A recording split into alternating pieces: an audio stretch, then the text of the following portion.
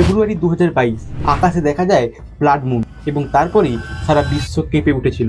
Russia Ukraine যুদ্ধ, খাদ্য সংকট এবং ভয়াবহ প্রাকৃতিক বিপর্যয়। এবার সেই দৃশ্য আবারও ফিরতে চলেছে 7ই সেপ্টেম্বর 2025। তবে এবারও কি ইতিহাস নিজেকে পুনরাবৃত্তি করবে? তার আগে আমাদের জানতে হবে এই দিন রাতে কি ঘটতে চলেছে। এই রাতেই ঘটবে টোটাল লিউনার এক্লিপস, অর্থাৎ পৃথিবী সূর্য থেকে চাঁদে আলো পৌঁছানোর পথে বাধা হয়ে দাঁড়াবে। আর বায়ুমণ্ডল দ্বারা এই আলোর কিছু অংশ বিচ্ছুরিত হয়ে চাঁদে ফেলবে শুধু লাল আলো।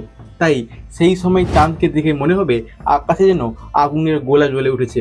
প্রাচীনকালে অনেকেই ভাবতো এটা একটা অপশকুন, অর্থাৎ যুদ্ধ, বিপদ বা দুর্ভিক্ষের সংকেত। ভারতে এই চন্দ্রগ্রহণ দেখা যাবে 7ই সেপ্টেম্বর রাত 8:58 এবং এই ব্লাড মুন আমরা দেখতে পাবো ঠিক রাত 11টায় এবং এটি শেষ হবে রাত 12:22। কিন্তু বিজ্ঞান কখনো এই বিশ্বাসকে সমর্থন করেনি।